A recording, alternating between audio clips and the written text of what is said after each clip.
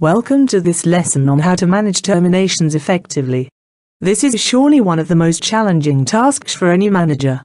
In this first lesson, we look at the legal context for terminating employees. The decision to terminate an employee can be both emotional and frustrating.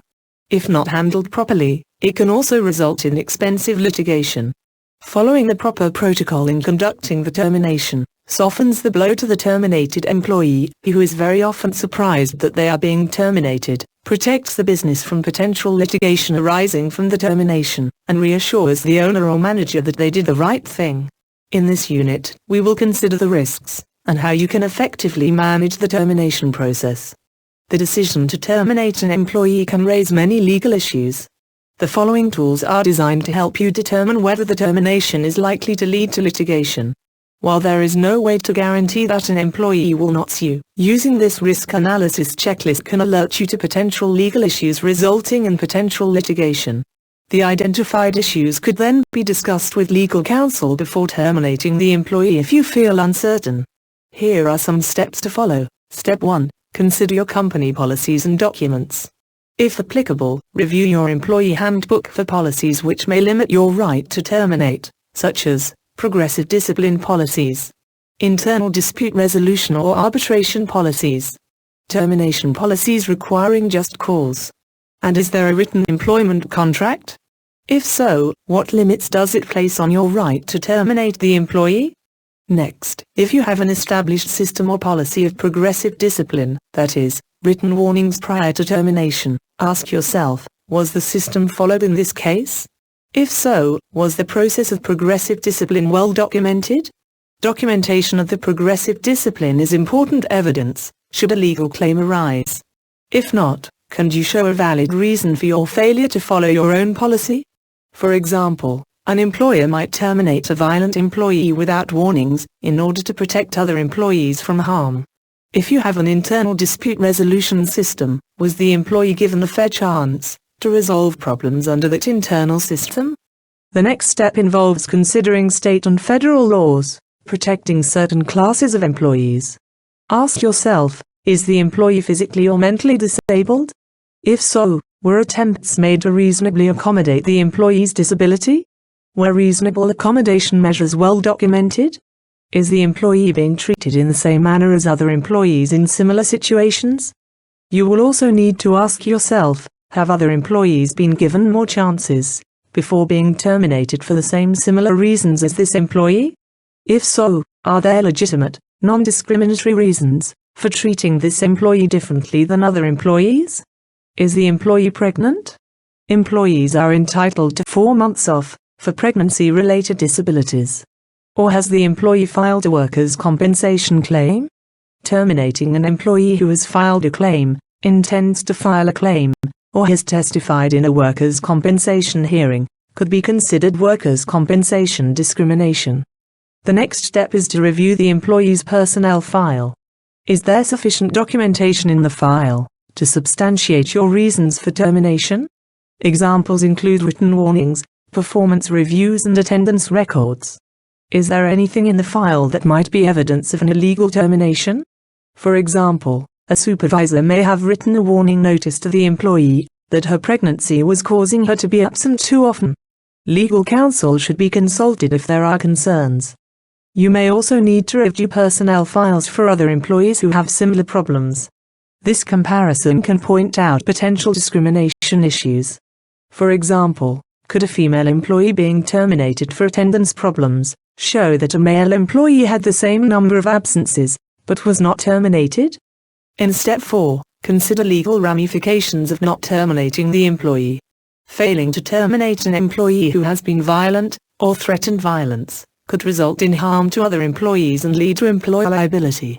Termination of an employee who has sexually harassed other employees may be necessary to fulfill an employer's legal obligations under sexual harassment laws. As a general guide, an employee should not be dismissed without good reason, and the act of dismissal should be handled without unnecessary offense, recognizing that people are entitled to be treated with dignity.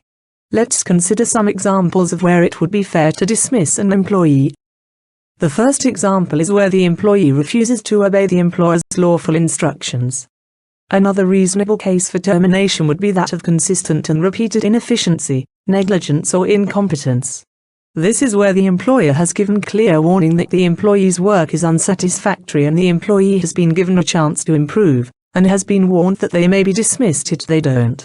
A further example of fair grounds for dismissal would be where the employee becomes unable to carry out the duties of the position, for instance where the employee is imprisoned and cannot come to work. Misconduct is also fair grounds for termination. Misconduct can include drunkenness, drugs, assault, insolence, serious breaches of work safety standards, dishonesty, or criminal acts in the course of work. Not all misconduct will justify a dismissal. It depends on many factors such as how serious the misconduct was, the type of work, the employee's duties in the situation, the employee's length of service and work record, etc.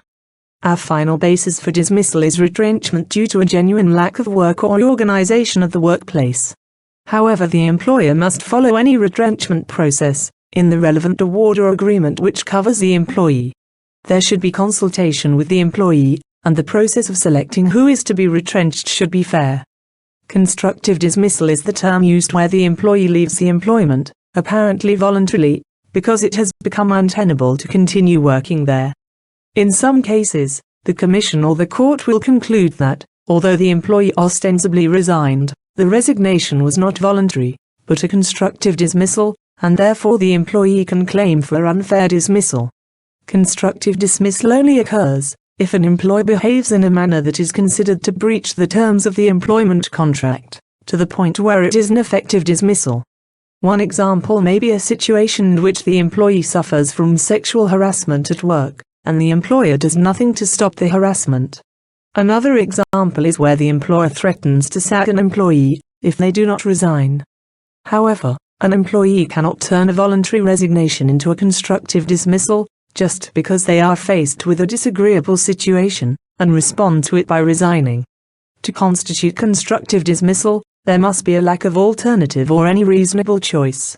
Because this may be difficult to prove, a decision to resign should not be made, in expectation that an unfair dismissal claim can be made later. Natural justice, or procedural fairness, is a legal philosophy used in Australian jurisdictions, in the determination of just or fair processes in legal proceedings. The concept is closely related to the principle of natural law, which is a philosophical and practical legal principle. Natural justice principles are commonly used in Australia to determine proper administrative processes, and should be applied to inquiries and investigations that are undertaken in the workplace. The following principles are identified by the Commonwealth Human Rights Commission as being the principles that relate to natural justice in the workplace. The person who is subject to a complaint must know the basis of the allegations made against them. This person must have the opportunity to put their case forward. All parties to the complaint must have the right to be heard.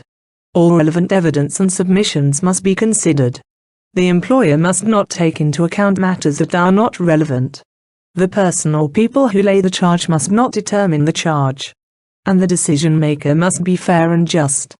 The courts in Australia have held that the minimum requirements for natural justice in the case of termination of employment must include disclosure to the employee of all matters alleged as grounds for the termination, in a manner sufficiently specific to enable the employee to make a full and detailed response. Where serious allegations are made, it's not sufficient for the employer merely to ask the employee questions about the allegations. The employee is entitled to know the full details of the allegations, giving to the employee the opportunity to show any inaccuracy in any factual matter alleged. Fairness must not only be done, but must be seen to be done, and the employer must be free of bias. Termination is one of the most challenging of tasks for any manager. However, it is one that all managers need to learn how to do, and to do well. The employer and manager must ensure that the reasons for dismissal are fair and reasonable. The principles of natural justice used in Australian courts provide useful guidelines, relevant to employers in all contexts. In the next lesson, we will look at how to conduct an effective termination interview. Subscribe now and join us in your career journey. Want to learn more? Click on one of our websites to view our range of online business and management courses.